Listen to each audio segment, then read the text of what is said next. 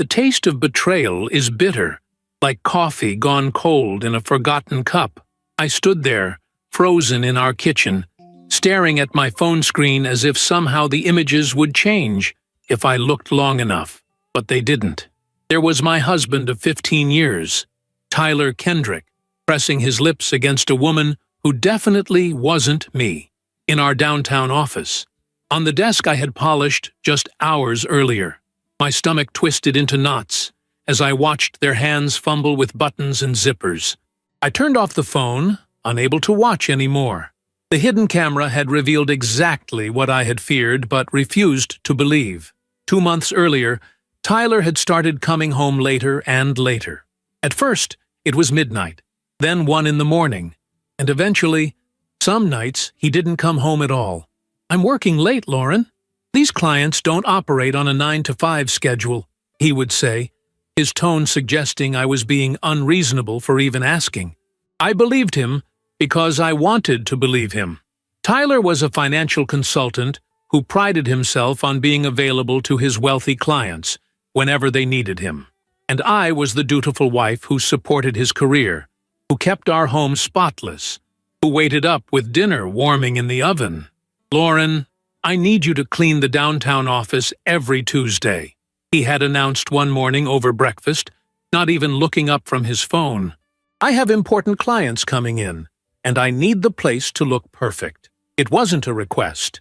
It was an order. And like the obedient wife I had become over the years, I nodded and added it to my list of duties. The downtown office was small but elegant. A converted historic building with exposed brick walls, tall windows, and hardwood floors. Tyler had rented it 6 months ago, claiming he needed a professional space to meet clients, rather than the home office he'd used for years. I should have questioned it then. Why the sudden need for separation between work and home? Why the insistence that I never drop by unannounced? "You look tired," my best friend Natalie Lawson had commented when we met for coffee last week. Natalie and I had been friends since college, when we were both bright-eyed students with dreams bigger than ourselves. While I had fallen into the comfortable routine of married life, Natalie had pursued her passion for biology, eventually becoming a respected researcher at the university. Her lab work with insects and various creatures often led to fascinating, if sometimes unsettling, lunch conversations. "I'm fine," I had lied, stirring my latte absently. "Just busy with the usual." Natalie's sharp eyes had studied me carefully. Tyler still working those crazy hours? There was something in her tone that suggested she didn't quite believe his excuses either. I nodded, not meeting her gaze. "He's dedicated to his clients." "And what about his dedication to you?" she asked pointedly. When I didn't answer, she reached across the table and squeezed my hand. "Lauren, you know you can tell me anything, right?" That night, after Natalie's prompting had planted a seed of courage, I had finally confronted Tyler about his late nights. We were in our kitchen, the space that had once been the heart of our home, but now felt as cold and distant as our relationship.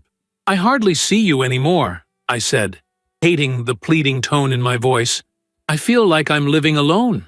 Tyler had sighed dramatically, as if my concerns were an inconvenience. "I'm working, Lauren. Someone has to pay for this house and your shopping habits." The accusation stung. I hadn't bought anything significant for myself in months. "That's not fair," I whispered. "You know what's not fair?" His voice had risen. "Working my ass off while you sit at home all day, then coming home to complaints instead of support." He ran his hand through his salt and pepper hair, a gesture that once made my heart flutter, but now only highlighted the stranger he had become. "In fact, I'm thinking of putting a bed in the office. That way, I won't disturb your beauty sleep when I work late." A bed in the office. The words had echoed in my mind for days afterward. Each time I thought about it, a little more of my denial chipped away. And then came the final blow. "I need you to clean the office tomorrow," Tyler had said casually over dinner last night. "I have an important meeting Thursday evening, and everything needs to be perfect." He hadn't looked at me as he spoke, his attention focused on his phone as usual. "Will you be coming home afterward?" I asked, already knowing the answer. "Don't wait up," he replied, still not meeting my eyes. That night, after Tyler had fallen asleep, I slipped out of bed and called Natalie. My hands trembled as I dialed her number. "Can you come over tomorrow?" I whispered when she answered. "I need your help with something." The next morning, after Tyler had left for work, Natalie arrived with a small shopping bag and a determined expression. "You're doing the right thing," she assured me as she unpacked a tiny camera, cleverly disguised as a wall clock. "If he's innocent, no harm done. If not," she trailed off, her eyes reflecting the pain she knew I was feeling. "I feel horrible doing this," I admitted, as we practiced setting up the camera. "Like I'm the one betraying his trust." Natalie's expression hardened. "Trust is earned, Lauren. And right now, Tyler isn't earning anything except my suspicion." She squeezed my shoulder. "Remember, you're not crazy for questioning things that don't add up." Later that day, with Natalie's help, I installed the camera in the downtown office while cleaning. We positioned it to capture the main room, including the desk and the new futon Tyler had recently purchased, supposedly for power naps between client meetings. The camera connected to an app on my phone, which would alert me to any movement in the office. That night, Tyler texted that he wouldn't be home until morning. "Big client emergency," he claimed. "Might need to pull an all-nighter." At 11:30, my phone buzzed with a notification from the camera. With trembling hands, I opened the app and watched as Tyler entered the office, checking his watch impatiently. 15 minutes later, she arrived. Young, blonde, wearing a dress that clung to every curve of her body. Tyler greeted her with a kiss that left no doubt about the nature of their relationship. I watched, tears streaming down my face, as they moved to the futon, as his hands tangled in her long blonde hair, as 15 years of marriage crumbled before my eyes. And now, standing in my kitchen the next morning, I felt strangely calm. The initial shock had given way to a cold clarity. Tyler had made his choice. Now it was time to make mine. With steady hands, I picked up my phone and called Natalie. "You were right," I said when she answered. "He's cheating on me. Her name is Samantha Whitfield. I found her on his client list." There was a pause, then Natalie spoke, her voice gentle but firm. "I'm coming over. And Lauren, don't worry. We're going to get through this together." As I waited for Natalie to arrive, I looked around the immaculate kitchen I had maintained for years. Everything in its place, just the way Tyler liked it. I opened the cabinet where I kept my special occasion china and removed a delicate teacup. Then, with a deep breath, I let it fall from my fingers onto the tile floor. The sound of it shattering was strangely satisfying, a small act of rebellion, but it felt like the first real choice I had made in years. Natalie arrived 30 minutes later with a bottle of wine and a fierce determination in her eyes. I hadn't seen that look since our college days, when she'd defend her research projects with unwavering conviction. She found me sitting on the kitchen floor, surrounded by the shattered remains of what had once been Tyler's grandmother's teacup collection. "Well," she said, surveying the damage with raised eyebrows, "I see you've started the demolition without me." She carefully stepped over the porcelain fragments and slid down beside me, uncorking the wine with practiced ease. "I didn't bring glasses, but I'm guessing that's not going to be an issue today." I took the bottle from her and drank deeply, the rich Cabernet burning my throat. 15 years, Nat. 15 years of my life wasted on a man who couldn't even bother to cheat on me creatively. A bitter laugh escaped my lips. The downtown office? The late nights? Could he be any more of a cliché? Natalie took the bottle back and took her own swig. "Men like Tyler lack originality in everything they do," she said firmly, "including picking wives. You were always too good for him, Lauren. Always." We sat in silence for a moment, passing the bottle between us. Through the kitchen window, I could see our perfectly manicured backyard, another one of my endless projects to create the perfect home. The home that Tyler was rarely in and clearly didn't value. I want to hurt him, I whispered, surprising myself with the venom in my voice. I want him to feel even a fraction of what I'm feeling right now. Natalie studied me carefully, her scientist's eyes calculating. What exactly did you have in mind? I don't know. Divorce him. Take half of everything. His car. I sighed, my momentary anger deflating. But that's not really me, is it? I've spent so long being the perfect, supportable wife that I don't even know how to properly fall apart. Maybe you don't need to fall apart, Natalie said slowly. Maybe you need to stand up, reclaim your power. Power? What power? I'm a 38-year-old housewife with no recent work experience and a cheating husband. I'm a walking statistic. Natalie grabbed my shoulders, forcing me to look at her. Listen to me, Lauren Kendrick. You are not a statistic. You are the woman who put herself through college while working 2 jobs. You're the woman who hiked the Appalachian Trail on our senior trip when everyone else quit halfway. You're the woman who has been keeping Tyler's life and business running smoothly for years while he takes all the credit. Her eyes blazed with conviction. You have power. You've just given it away for so long that you've forgotten what it feels like. Her words penetrated the fog of wine and heartbreak. She was right. Somewhere along the way, I had surrendered my identity, piece by piece, until I had become nothing more than an extension of Tyler's life and needs. So what do? I asked, my voice stronger. A slow, mischievous smile spread across Natalie's face. First, we clean up this mess before you cut yourself. Then, we plan. And Lauren, we're going to need to stop by my lab tomorrow. The next morning, with a slight hangover and a newfound resolve, I accompanied Natalie to the university where she worked. Her lab was in the basement of the science building, a sterile, fluorescent-lit space filled with equipment I couldn't name, and the faint smell of antiseptic. "Welcome to my domain," she said, swiping her ID card to let us into a restricted area, where the magic happens. "By magic, you mean experimenting on bugs," I replied, eyeing the numerous terrariums lining the walls. "Not just any bugs," Natalie corrected, leading me to a large glass enclosure near the back of the lab. "These are my special projects." I peered into the enclosure and immediately recoiled.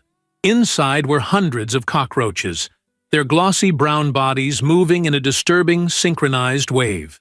"Madagascar hissing cockroaches," Natalie explained proudly, as if showing off her children. "Fascinating creatures, nearly indestructible. They can live without food for a month, survive without their heads for weeks, and they're resistant to radiation." "They're horrifying," I muttered, taking another step back. "They're perfect," Natalie countered. She turned to me, her expression serious. "You said Tyler is planning to spend tomorrow night at the office with Miss Homewrecker, right?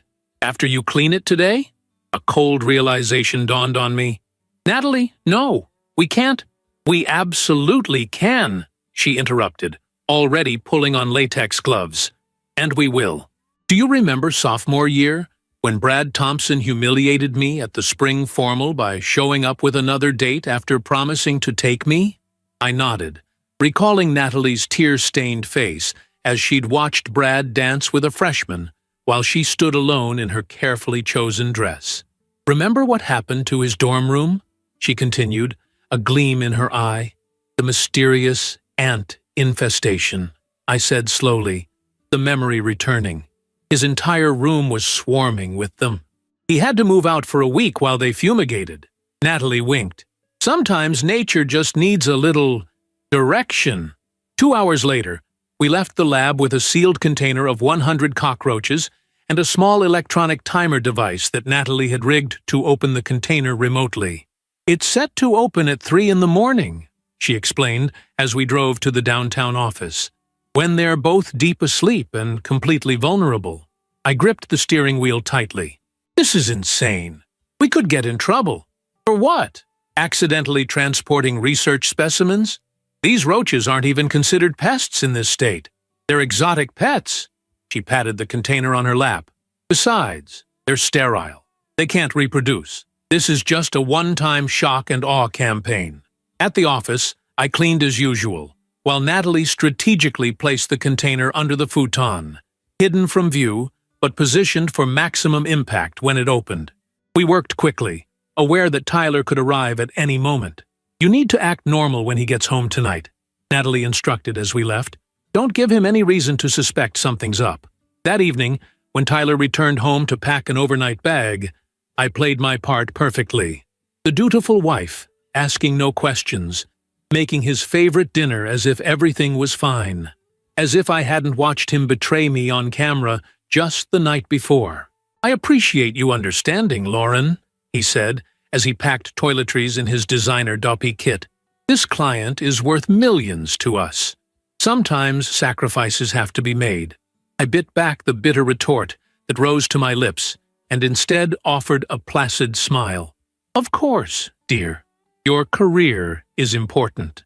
He kissed my cheek absently before leaving, the same lips that had been all over Samantha Whitfield. I resisted the urge to wipe my face until he was out the door.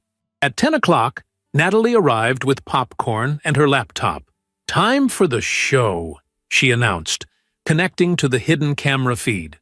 We settled on the couch, an odd sense of anticipation building as we watched the empty office. At 11:15, Tyler arrived, immediately checking his appearance in the mirror by the door. He straightened his tie, applied breath freshener, and fluffed the pillows on the futon, the preparations of a man expecting company. At 11:30, there was a knock at the office door. Samantha entered, wearing a tight red dress that barely covered the essentials. They wasted no time with pleasantries, falling onto the futon in a tangle of limbs and discarded clothing. "I can't watch this," I said, turning away from the screen. Natalie fast-forwarded through their encounter, stopping when they finally settled down to sleep. Tyler wrapped around Samantha's significantly younger body in the small space of the futon, both of them naked and vulnerable. "And now we wait," Natalie said, checking her watch. 2 more hours until the grand finale." We passed the time reminiscing about our college days, about the women we had been before life had taken us in different directions, before I had allowed myself to become invisible in my own marriage. "You know," Natalie said thoughtfully, refilling our wine glasses, "after this is over, you should come stay with me for a while. Get some distance. Figure out what you want your life to look like without Tyler in it." The suggestion brought tears to my eyes. It was the first time I had allowed myself to truly contemplate a future without my husband. A future I would need to build from scratch at 38. "I don't know if I can do it, Nat," I admitted. "Start over. Be on my own again." "Of course you can," she replied with absolute certainty. "And you won't be alone. You'll have me." At precisely 3 in the morning, we turned our attention back to the laptop. The timer on the container activated with a soft click that wasn't audible on our feed. What was audible about 30 seconds later was the first scream. It started with Samantha, her high-pitched shriek cutting through the quiet office as the first cockroaches began crawling across her bare skin. Then Tyler, jolting awake in confusion that quickly turned to horror as he realized what was happening. "What the fuck?" he yelled, jumping up and swatting frantically at his body. "What the fuck is happening?" Samantha was already off the futon, hysterically trying to brush the insects from her hair and body, while simultaneously attempting to locate her clothes in the dark. "They're everywhere! Oh my God, they're everywhere!" The panic escalated as more roaches emerged, scattering across the floor, climbing the walls, dropping from the futon onto their flailing bodies. Tyler slipped and fell hard on his backside, yelping as several roaches immediately crawled onto his exposed skin. Natalie and I watched in stunned silence, our hands covering our mouths to stifle inappropriate laughter at the chaos unfolding on screen. It was terrible. It was glorious. "I'm out of here!" Samantha screamed, hastily pulling on her dress inside out and grabbing her purse. "This is disgusting! This whole thing is disgusting!" She shoved her feet into her heels and yanked open the door, not even bothering to close it behind her as she fled. Tyler remained, frantically trying to kill the roaches with his shoes, with books from the shelves, with anything he could grab. But there were too many, and they were too fast. His face contorted with disgust and rage as he finally gave up, pulling on his pants and shirt with jerky movements. "Holy shit," Natalie whispered beside me. "I didn't expect her to run out like that. Do you think she'll come back?" I watched as Tyler, now partially dressed, but still swatting at phantom insects on his skin, sank onto the edge of the futon with his head in his hands. For a brief moment, I felt a twinge of pity. Then I remembered the look on his face as he'd kissed Samantha, the casual way he'd lied to me for months, the years I'd spent making his life comfortable while he made mine lonely. "No," I said firmly. "I don't think she's coming back. And tomorrow, neither am I." The next morning, I awoke on Natalie's couch with a strange sense of lightness. Despite the emotional hurricane of the past few days, I felt oddly calm, as if the release of those cockroaches had somehow released something within me as well. I stretched, hearing Natalie moving around in her kitchen. "Morning, Revenge Queen," she called, appearing with 2 steaming mugs of coffee. "How did you sleep?" "Better than I have in months," I admitted, accepting the coffee gratefully. "No more lying awake wondering where my husband is or what he's doing. Because now you know exactly what, and who, he's doing," Natalie said bluntly, sitting beside me. "So, what's the plan for today?" I took a sip of coffee, savoring its rich bitterness. "I need to go home and pack some things. Then I need to decide if I'm telling Tyler I know, or if I'm just leaving."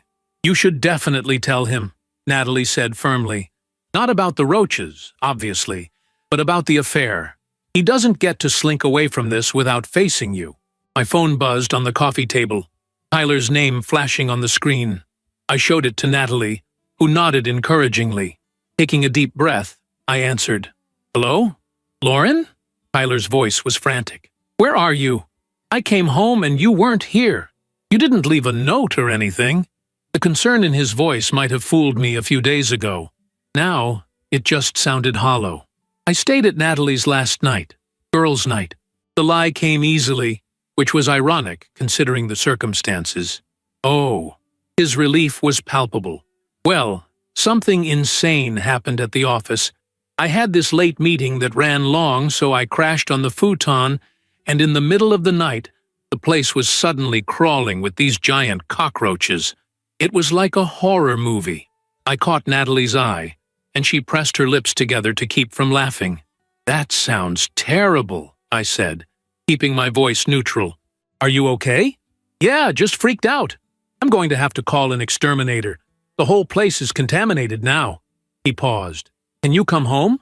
I could really use some support right now." The audacity of his request almost made me laugh out loud. Instead, I kept my voice level. "Actually, Tyler, we need to talk. I'll be home in an hour." "Talk? About what?" His tone sharpened immediately, defensive. "We'll discuss it when I get there." I hung up before he could respond, turning to Natalie with a determined expression.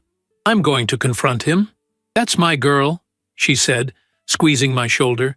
"Want me to come with you?" I shook my head. "This is something I need to do alone, but maybe keep your phone handy." An hour later, I pulled into our driveway, noting with grim satisfaction that Tyler's expensive car was parked haphazardly, as if he'd been in a hurry. Our house, the showpiece colonial that had eaten up so many of my hours in maintenance and decoration, suddenly looked like a stranger's home to me. A beautiful prison I had willingly entered and maintained. Tyler was pacing in the living room when I entered, still wearing yesterday's rumpled clothes. His hair was disheveled, and dark circles shadowed his eyes. He looked up when I walked in, relief washing over his face. "Thank God you're home," he began, moving toward me as if to embrace me. I stepped back, maintaining distance between us. "I saw you, Tyler." He froze, confusion flickering across his face. "What do you mean?" "I saw you with her, with Samantha." I kept my voice steady, surprising myself with my composure. "At the office. On the futon I helped you pick out." His expression cycled rapidly through shock, denial, and finally, calculation.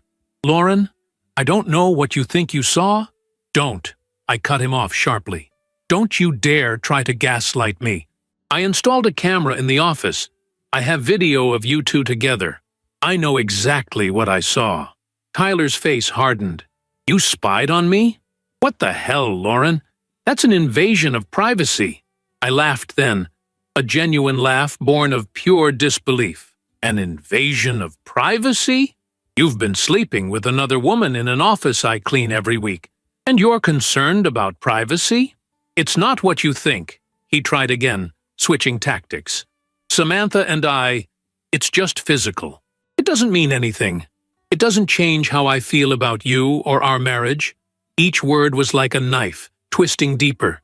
Not because I believed him, but because I realized how little he respected me. How little he had always respected me. You're right about one thing, I said quietly. It doesn't change our marriage. Because our marriage was already broken. I just didn't want to see it. Tyler's expression softened, seeing an opening. Baby, we can fix this. I'll end things with Samantha. I'll get counseling. Whatever you want. What I want, I said, looking him directly in the eyes, is a divorce.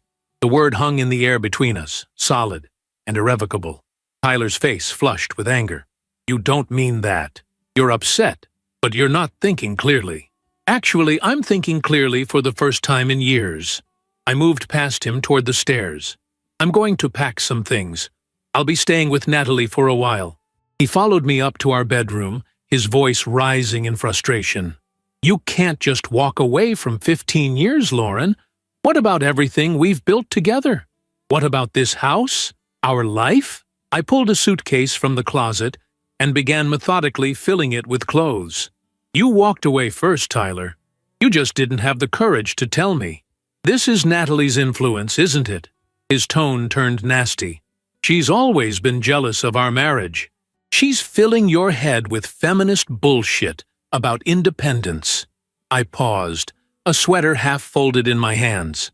Natalie has been nothing but supportive of me, of us, for years.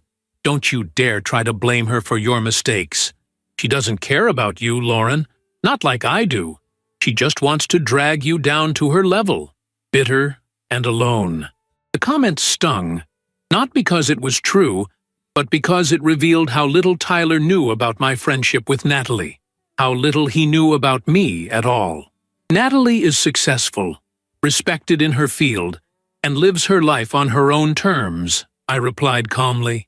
If that's being dragged down, then please, drag away. I continued packing, moving to the bathroom to collect my toiletries. Tyler followed, his desperation growing. Where am I supposed to go? The office is infested with those disgusting roaches. I can't stay there now. That sounds like a personal problem, I said, zipping up my toiletry bag. Maybe Samantha has room at her place. His face darkened. She's not returning my calls, not after last night. I bit back a smile, thinking of Samantha fleeing the office in terror. How unfortunate for you. As I finished packing, Tyler's tactics shifted again. He sat heavily on the edge of our bed, his head in his hands. I made a mistake, Lauren. A terrible mistake. But I love you. I've always loved you. For a moment, my resolve wavered. 15 years is a long time to share your life with someone. There were good memories mixed with the bad. Holidays, trips, quiet moments that had once seemed meaningful. But then I remembered the cold dismissal in his voice when I'd expressed my loneliness, the casual way he'd lied to my face day after day.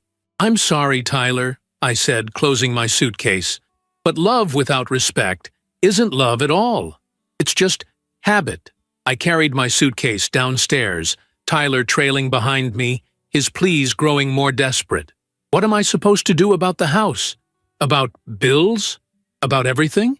I turned to face him one last time before leaving. You're a 44-year-old man, Tyler. Figure it out. I did all the cooking, cleaning, scheduling, and managing of our lives for 15 years. Consider this your crash course in adulting. As I drove away, watching our house recede in the rearview mirror, I felt a complex mixture of emotions. grief for what was lost, fear of the unknown future, but predominantly a surprising sense of freedom. For the first time in years, my life was entirely my own to shape. Natalie was waiting on her porch when I arrived, 2 glasses of iced tea sweating on the small table beside her. "How did it go?" she asked as I climbed the steps. "About as well as you'd expect," I replied, sinking into the chair beside her. "He tried every trick in the book. Denial, blame, guilt, manipulation. Even tried to turn me against you." Natalie snorted. "Classic. When all else fails, blame the feminist friend." She handed me a glass of tea. "Did you tell him about the roaches?" I shook my head, smiling slightly. "No, but he told me all about the mysterious infestation that ruined his late meeting last night." I took a long sip of tea. "Apparently, Samantha isn't returning his calls." "I bet she isn't," Natalie chuckled. "Nothing kills romance faster than seeing your lover covered in giant, hissing cockroaches." We sat in comfortable silence for a moment, watching the late afternoon sun filter through the trees in Natalie's front yard. Her house was smaller than the one I shared with Tyler, but it was undeniably a home, filled with books, plants, and personal touches that reflected her personality. "You can stay here as long as you need," Natalie said, as if reading my thoughts. "The guest room is small, but it's yours." "Thank you," I said, feeling tears prick at my eyes. "For everything. For believing me when I didn't even believe myself." "That's what friends are for," she replied simply. "To see us clearly when we've lost sight of ourselves." The next few weeks passed in a blur of practical arrangements and emotional upheaval. I hired a divorce attorney, a sharp-eyed woman named Patricia Montgomery, who specialized in high-asset divorces and took an immediate dislike to Tyler after reviewing our case. "He's been hiding money," she informed me after our initial discovery phase. "Moving funds between accounts, underreporting income to make it look like his business is struggling when it's actually thriving." This revelation shouldn't have surprised me, but somehow it still did. "Can we prove it?" Patricia's smile was predatory. "Oh, yes, and when we do, he'll be lucky if he gets to keep his socks." Meanwhile, Tyler's life appeared to be unraveling without my constant support. According to mutual friends who still spoke to me, his appearance had become increasingly disheveled. The house, my immaculate house, was falling into disarray. His business was suffering because he kept missing appointments or showing up unprepared.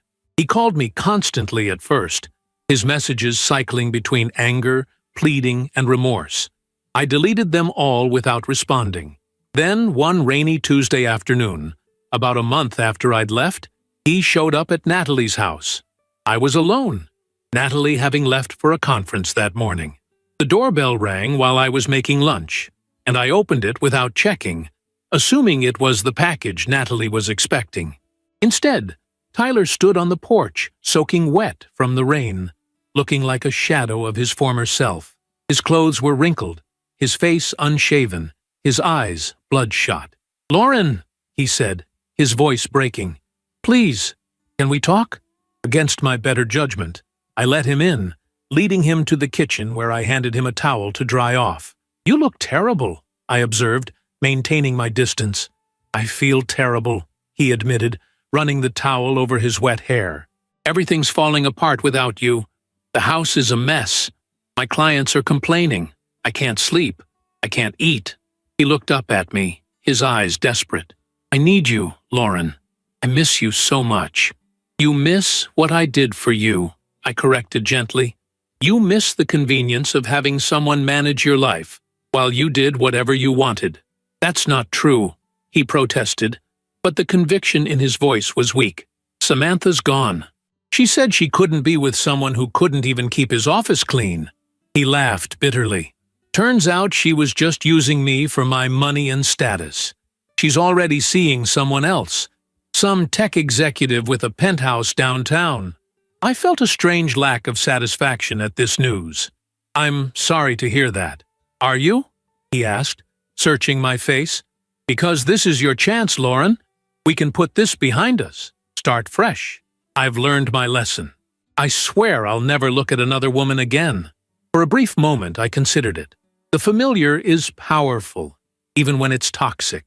I thought about the security of our house, our joint accounts, the life I'd known for so long. Then I thought about the disrespect, the lies, the years of slowly erasing myself to fit into the narrow space Tyler had allowed me. "No, Tyler," I said firmly. "We can't go back. I don't want to go back." His face hardened.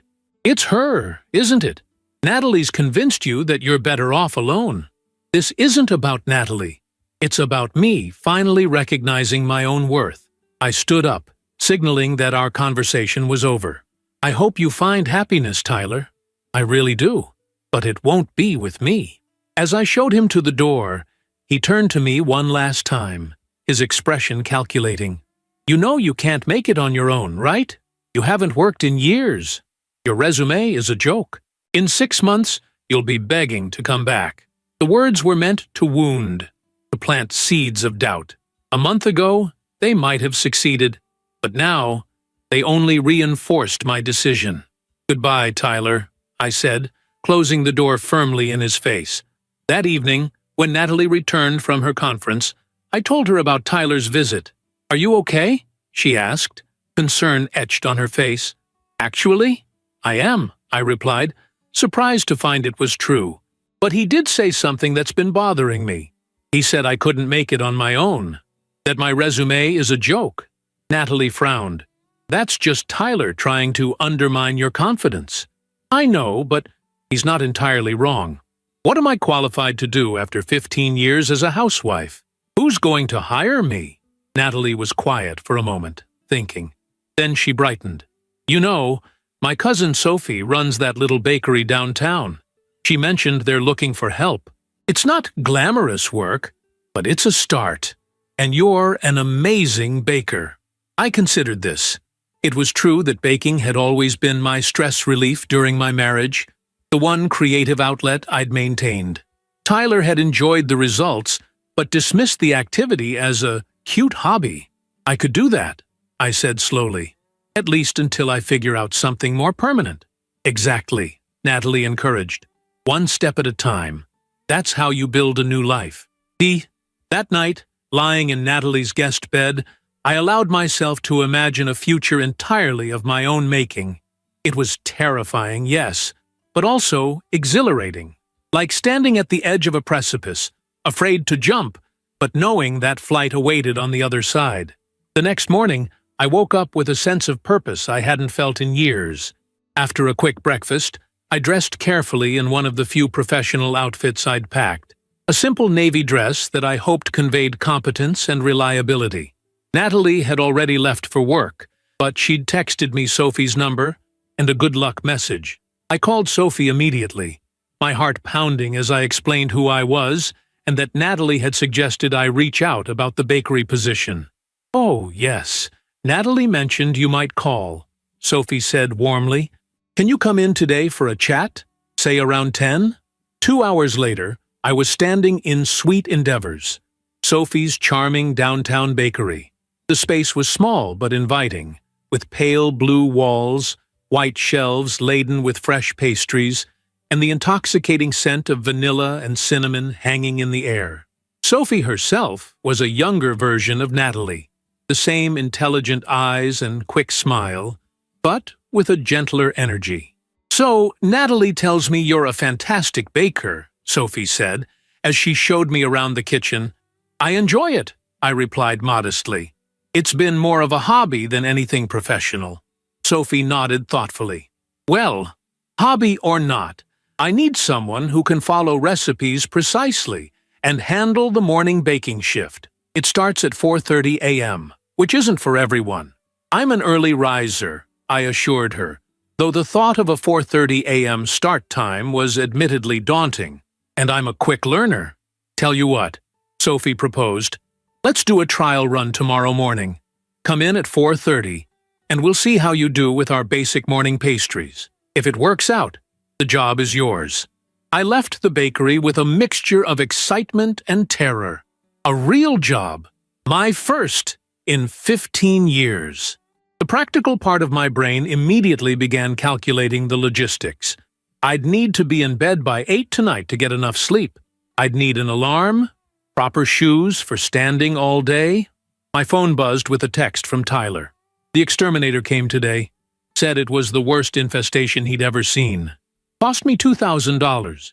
This is what happens when you're not here to take care of things. I deleted the message without responding. His problems were no longer mine to solve. That night, I barely slept, anxiety and anticipation keeping me awake until well past midnight. When my alarm blared at 3:45 a.m., I dragged myself out of bed feeling groggy, but determined. I left a note for Natalie explaining where I'd gone and quietly slipped out into the pre-dawn darkness. The streets were eerily quiet as I drove to the bakery. When I arrived, Sophie was already there, unlocking the door with a travel mug of coffee in hand. "Morning," she greeted cheerfully. "Ready to bake?" The next 4 hours were a blur of flour, butter, and precise measurements. Sophie worked alongside me, demonstrating each recipe once before letting me try on my own. We made croissants, muffins, scones, and cinnamon rolls, dozens of each, all needing to be ready by the time the bakery opened at 9. By 8:30, my lower back was aching. Flour dusted every surface of my clothing, and my hair was plastered to my forehead with sweat. But the cooling racks were filled with perfectly golden pastries, their buttery aroma filling the kitchen. Sophie inspected my work with a critical eye, breaking open a croissant to check the layers, tasting a corner of a blueberry muffin. "Well," she said finally, "I think we found our new morning baker." Relief and pride washed over me in equal measure. "Really? Even though I dropped that entire tray of scones?" Sophie laughed.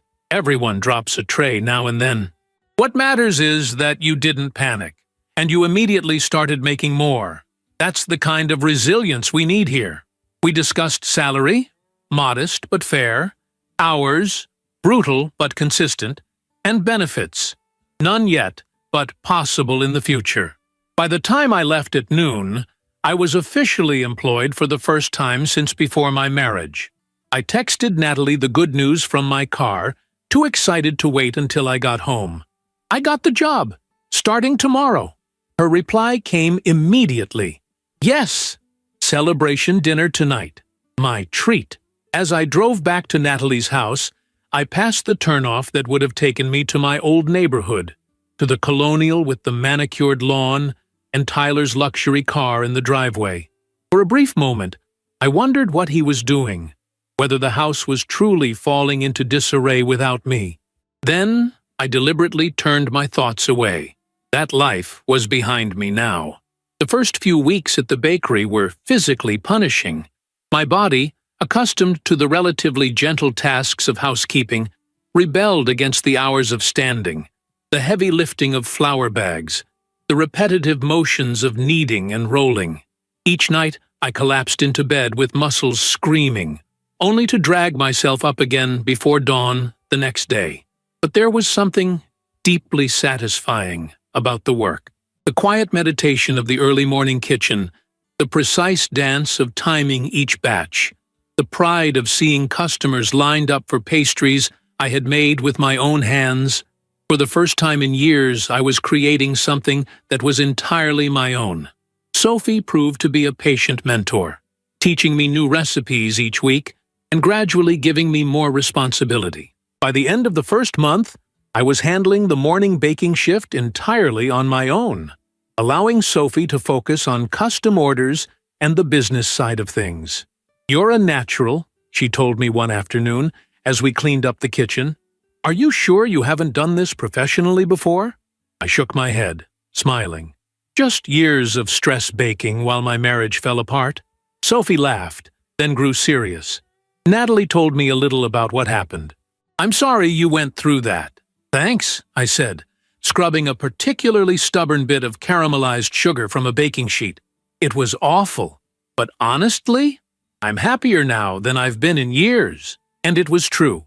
Despite the physical exhaustion, the modest paycheck, and the uncertainty of my future, I felt more alive than I had in my comfortable, secure marriage. Each small victory, mastering a difficult pastry technique, receiving compliments from regular customers, depositing my first paycheck into my new bank account, built my confidence in ways I hadn't anticipated. One morning in late April, about 2 months after I'd started at the bakery, I was experimenting with a new pudding recipe during a rare quiet moment. The bell above the door chimed, and I looked up to see a delivery man carrying a large arrangement of white lilies. "Delivery for Lauren Kendrick?" he announced, glancing around the empty shop. "That's me," I said, wiping my hands on my apron and coming around the counter. After signing for the flowers, I opened the small card tucked among the blooms. "I miss you. Please come home. We can work this out. Love, always, Tyler." I stared at the card, feeling a complicated mix of emotions. Not longing, as Tyler had surely intended, but a strange sadness for the man who still didn't understand that grand gestures couldn't replace genuine respect and honesty. Sophie emerged from the back room, eyebrows raised at the elaborate arrangement. "Secret admirer?" "Ex-husband," I corrected, handing her the card. "Still trying." She read it and rolled her eyes. "Men. They think flowers erase cheating. These particular flowers are also my least favorite," I noted. I mentioned it multiple times over 15 years, but he never remembered. He just buys what the florist suggests is romantic. I carefully removed the card, tore it in half, and dropped it in the trash. Then I rearranged the lilies in a vase for the front counter. No sense in wasting perfectly good flowers, though. They'll brighten up the shop. That evening, Tyler called while I was helping Natalie prepare dinner. I stared at his name on my phone screen, debating whether to answer. "You don't have to talk to him," Natalie reminded me, chopping vegetables with perhaps more force than necessary. "I know," I sighed, "but ignoring him forever isn't realistic. We still have the house to deal with. And the divorce proceedings?" I answered the call, putting it on speaker so Natalie could hear. "Lauren?" Tyler's voice was soft, intimate. "Did you get the flowers?" "I did," I replied neutrally. "Thank you. Did you read the card?" "Yes." "Tyler, the flowers are beautiful. They don't change anything." There was a pause. "I sold the Mercedes," he said abruptly. This was unexpected. Tyler loved that car, had spent weekends washing and waxing it, had named it the Duchess. "Why?" I asked, genuinely curious. "I needed the money," he admitted, his voice small. "The business is struggling. Turns out you were doing a lot of the administrative work I didn't even realize needed doing. Client files are a mess. I've missed appointments. People are taking their investments elsewhere." Natalie caught my eye across the kitchen, mouthing, "Not your problem," silently.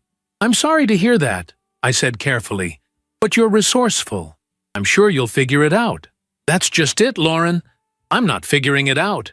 I need you. Not just for the business, but for everything. The house is a disaster. I'm eating takeout every night. I've gained 15 pounds. I can't sleep without you next to me." There was a raw honesty in his voice I'd rarely heard before. For a moment, my resolve wavered. Then I remembered the camera footage, the casual lies, the years of taking me for granted. "Tyler," I said gently, "what you're describing isn't love. It's dependence. You miss the services I provided, not me as a person." "That's not true," he protested. "I miss your laugh. I miss your smile. I miss the way you always knew exactly what I needed before I did." "And that's exactly the problem," I replied. "Our entire relationship was built around your needs, your wants, your convenience. When was the last time you asked what I needed? What made me happy?" The silence on the other end was telling. "The divorce papers will be ready next week," I continued. "My lawyer will contact yours to arrange a meeting. I hope we can keep this amicable and fair." "Fair?" His voice hardened. "You want half of everything I built? How is that fair?" And there it was, the fundamental misunderstanding that had defined our marriage. Even now, he couldn't see that what we had built together. "Goodbye, Tyler," I said firmly, and ended the call. Natalie looked up from her chopping. You okay? I took a deep breath, surprised to find that I was. Yeah, actually, I am. Good, she nodded approvingly. Because I'm making my famous lasagna, and it requires your full attention and appreciation. Later that night, after dinner, Natalie and I sat on her back porch, watching fireflies blink in the gathering darkness. The spring air was heavy with the scent of honeysuckle and possibility. I think I need to find my own place soon, I said, breaking the comfortable silence. I can't keep imposing on you forever. Natalie turned to me, her expression serious. You know you're not imposing, right? Having you here has been great. I know, I assured her, and I'm incredibly grateful. But I need to stand on my own 2 feet completely. See if I can really do this. She nodded, understanding. Any ideas where you'll go? I hesitated, then shared the thought that had been percolating for weeks. Actually, I was thinking about that apartment above the bookstore on Maple Street. It's small, but the rent is reasonable, and I could walk to work. Oh, that would be perfect for you, Natalie agreed. When will you look at it? I have a viewing scheduled for Saturday morning. I turned to her, suddenly nervous. Will you come with me? I've never rented an apartment on my own before. Natalie's smile was warm. Of course I will. But for the record, I have complete faith that you could do it perfectly well without me. Her confidence in me was a balm to my still healing self-esteem. One step at a time, I reminded myself aloud. That's how you build a new life. One step at a time, Natalie echoed, raising her wine glass in a toast. To new beginnings. I clinked my glass against hers, feeling a surge of gratitude for this friendship that had become my anchor in the storm of change. To new beginnings. The apartment above the bookstore became my sanctuary. Small but full of character, with slanted ceilings, creaky wooden floors, and tall windows that flooded the space with morning light. After signing the lease, I faced the daunting task of furnishing it with my limited budget. The divorce proceedings had begun, but until everything was finalized, I had only my baker's salary to live on. It's like starting college all over again, I joked to Natalie as we scoured thrift stores and clearance sections. Except this time, I'm 38 with a bad back and no tolerance for ramen noodles. Despite the financial constraints, there was something deeply satisfying about choosing every item myself, each piece a reflection of my taste alone, not a compromise or an echo of someone else's preferences. A teal armchair with slightly worn armrests became my reading nook. Mismatched vintage plates added charm to my small kitchen. A second-hand oak table found at an estate sale became both my dining table and workspace. By early June, 3 months after leaving Tyler, I had created a home that was undeniably mine. It wasn't perfect. The bathroom sink dripped, the ancient radiator clanked in the night, and the neighbor's cat sometimes serenaded me at dawn. But every imperfection felt like freedom. One warm Saturday morning, I was experimenting in my tiny kitchen with a new pudding recipe. Since joining Sweet Endeavors, I had discovered a particular talent for custards and puddings. Something about the patience required for the perfect consistency appealed to me. Sophie had started featuring my creations as daily specials, and customers were taking notice. My phone rang, Patricia Montgomery's name flashing on the screen. My divorce attorney rarely called on weekends. "Lauren, good news," she said without preamble when I answered. "Tyler's lawyer reached out yesterday. They want to settle." I sat down on my teal armchair, heart racing. Settle? What are they offering? Half of everything, just as we requested. The house will be sold, and you'll split the proceeds.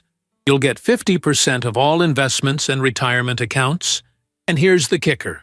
Tyler has agreed to pay you an additional $30,000 to compensate for your contributions to his business over the years. I was momentarily speechless. After months of Tyler fighting every aspect of the divorce, this sudden capitulation seemed suspicious. "Why now?" I asked. "What changed?" Patricia's laugh was dry. Apparently, his business has taken a serious downturn. Several major clients have left, He's facing a potential lawsuit from one who claims he mismanaged their investments. He can't afford a protracted legal battle with you on top of everything else. A complicated mix of emotions washed over me. Vindication? Yes. But also a twinge of sadness for the man whose life was unraveling partly because of his own actions. "So, what happens now?" I asked. "We'll have a final meeting next Friday to sign all the paperwork. After that, you'll be officially divorced, and your financial future will be secure." After hanging up, I stood by the window, watching people stroll in and out of the bookstore below. Financial security had been one of my biggest fears about leaving Tyler. Now, with the settlement and my growing confidence in my baking abilities, the future suddenly seemed less frightening. The custard I'd been experimenting with had set perfectly. Smooth, creamy, with just the right amount of vanilla bean flecks visible. I scooped some into a small dish and savored a spoonful, the rich sweetness melting on my tongue. An idea began to form in my mind, nebulous at first, then taking clearer shape with each passing moment. I picked up my phone and called Sophie.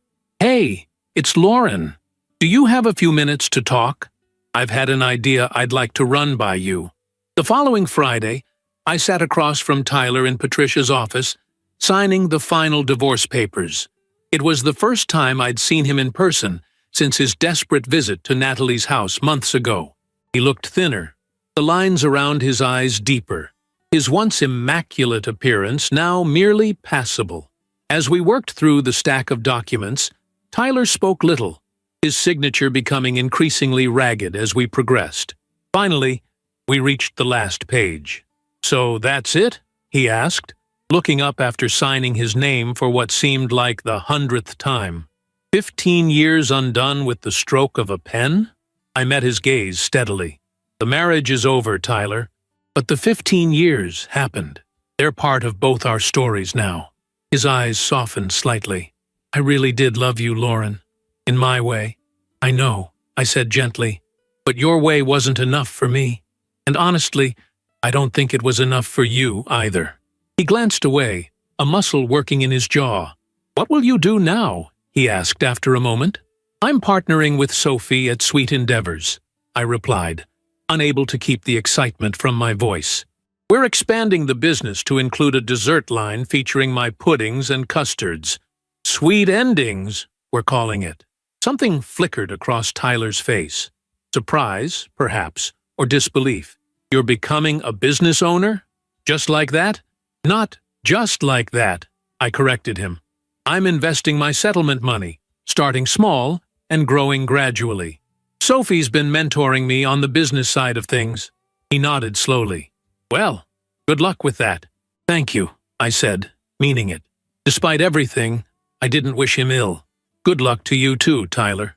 As I gathered my copies of the divorce papers, he spoke again, his voice quieter. "For what it's worth, I'm sorry, Lauren.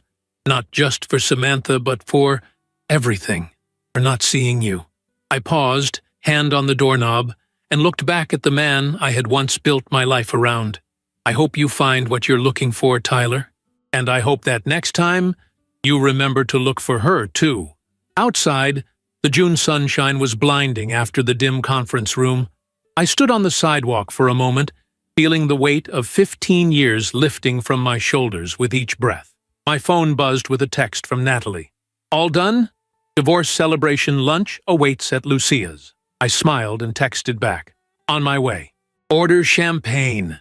6 months later, on a crisp December morning, I stood in the newly expanded kitchen of Sweet Endeavors, putting the finishing touches on a batch of vanilla bean pudding parfaits for a holiday catering order.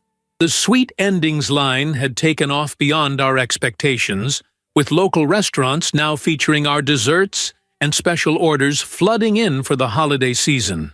Sophie burst through the swinging doors, her cheeks flushed with excitement. "Lauren, the food critic from the Tribune is here. She wants to interview you about the puddings." My heart raced as I removed my apron and quickly checked my reflection in the stainless steel refrigerator door. I had given media interviews before, but they had always been as Mrs. Tyler Kendrick. smiling graciously while Tyler discussed his business achievements or our charitable contributions. This would be the first time I stood in the spotlight as myself, as Lauren Kendrick, pudding entrepreneur. The interview went surprisingly well. The critic, a sharp-eyed woman named Eleanor, asked thoughtful questions about my techniques and inspirations. When she asked how I had gotten into the dessert business, I gave her the abbreviated version: career change after divorce, discovered a passion for baking, particularly puddings and custards. "Well, whatever led you here, Boston is the better for it," Eleanor declared, finishing the last spoonful of her chocolate espresso pudding. "These are the best puddings I've tasted outside of Paris." The article appeared the following Sunday, featuring a full-color photo of me holding a tray of parfaits in the Sweet Endeavors kitchen. The headline read, "Sweet Endings: How Lauren Kendrick's Life Change Led to Boston's Most Delectable Desserts." Natalie brought 5 copies to our weekly dinner, her face glowing with pride. "Look at you, a business owner and now a local celebrity." I laughed, both embarrassed and pleased. "Hardly a celebrity, but it's a nice write-up." "It's more than nice," Natalie insisted. "It's validation of everything you've built this year." We were seated at my small oak table, now adorned with a holiday centerpiece and mismatched vintage candle holders. Through the window, snowflakes drifted lazily in the glow of street lamps. My apartment had evolved in the months since I'd moved in, becoming even more distinctly mine. Bookshelves lined with cookbooks and novels I'd always wanted to read. Walls decorated with prints I'd chosen. A prosperity plant Natalie had given me thriving in the corner. "I got a call from a publisher today," I confessed, as we cleaned up after dinner. "They want to talk about a pudding cookbook." Natalie nearly dropped the plate she was drying. "What? Lauren, that's amazing! What did you say?" "I said I'd think about it," I replied, still processing the opportunity myself. It seems so surreal. A year ago, I was just Tyler Kendrick's wife, organizing his calendar and managing his social life. Now, I'm being asked to write a cookbook. "Not just Tyler Kendrick's wife," Natalie corrected firmly. "You were never just anything. The difference is that now you know it too." Later that evening, after Natalie had left, I curled up in my teal armchair with a mug of hot chocolate, watching the snow accumulate on my windowsill. My phone buzzed with a text, a rare message from Tyler. "Saw your article in the Tribune. Congratulations, you proved me wrong." I stared at the message, remembering his dismissive words the day I'd left. "You can't make it on your own. In 6 months, you'll be begging to come back." Instead, 6 months later, I was thriving in ways neither of us could have imagined. I typed a simple reply, "Thank you." A moment later, another text from him. "Samantha and I are back together. She says hi." I couldn't help but laugh out loud at the transparent attempt to provoke jealousy. The Tyler of a year ago would have succeeded. The Lauren of today simply felt a distant pity. "I wish you both happiness," I replied sincerely, then set my phone aside. The new year arrived with a flurry of changes. The cookbook deal was finalized. Sweet Endings expanded to a second location in Cambridge. And Natalie, my steadfast friend through the darkest period of my life, received a prestigious research grant that would take her to Costa Rica for 6 months. "You'll be okay without me?" she asked, as we packed her numerous field research equipment the night before her departure. "I'll miss you terribly," I admitted. "But yes, I'll be fine. You've helped me find my strength, Nat. Now it's time for both of us to soar." We hugged fiercely, both teary-eyed but smiling. "Weekly video calls," she insisted, "and I want pudding samples mailed to me regularly." "Deal," I promised. "Now go discover some horrifying new insect to terrify cheating husbands with." After Natalie left, my life settled into a new rhythm. Mornings at the bakery, afternoons working on the cookbook, evenings exploring my new independence. I joined a book club, took a pottery class, started practicing yoga. Simple pleasures that had seemed impossible in my former life. 1 year to the day after I'd discovered Tyler's affair, I stood in the flagship Sweet Endeavors store for the launch party of my cookbook, Sweet Endings, Puddings, Custards, and New Beginnings. The small shop was packed with well-wishers, local press, and loyal customers eager to have their books signed. As I signed copy after copy, I caught glimpses of my journey in the faces around me. Sophie, who had taken a chance on a novice baker. Natalie, back from Costa Rica for the occasion, beaming with pride in the corner. Even Patricia Montgomery had come, purchasing 3 copies for her office. When the crowd thinned, a woman approached the signing table hesitantly. It took me a moment to recognize her. Samantha Whitfield, Tyler's mistress and apparently girlfriend once again. She looked nervous, clutching an unsigned copy of my cookbook. "Hi," she said awkwardly. "I hope it's okay that I came. I've actually become a big fan of your puddings. The salted caramel one is my favorite." I smiled, genuinely amused by the strange turns life takes. "Of course it's okay. Would you like me to sign your book?" She nodded, sliding it across the table. "Tyler doesn't know I'm here," she confessed. "He still gets upset when your name comes up." "That's his journey," I said simply, opening the book to the title page. "How would you like me to inscribe it?" "Just my name is fine," she replied. "Samantha." I considered for a moment, then wrote, "To Samantha, may you always find the sweetness you deserve. Lauren Kendrick." As I handed the book back, our eyes met briefly. In that moment, I saw something unexpected in her gaze, a flash of recognition, perhaps even respect, woman to woman, beyond the roles of wife and mistress that had once defined our connection to each other. "Thank you," she said quietly, then added, "You know, you're not at all what I expected." I laughed softly. A year ago, I wasn't what I expected either. After she left, Natalie approached, eyebrows raised. "Was that who I think it was?" "Yes," I confirmed. "Life is strange, isn't it?" "The strangest," she agreed, linking her arm through mine. "Now, let's get out of here. The night is young, you're a published author, and I have 6 months of American cuisine to catch up on."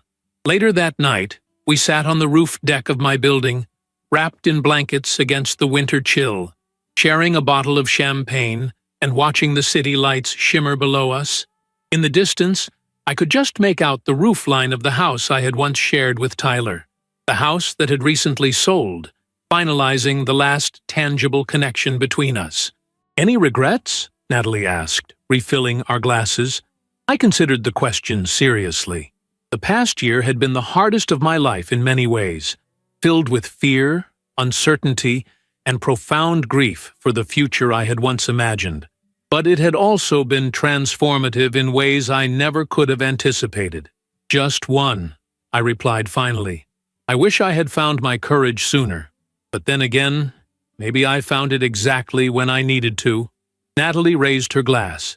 "To courage found right on time." "And to cockroaches," I added with a grin, clinking my glass against hers. "The unexpected catalysts of change."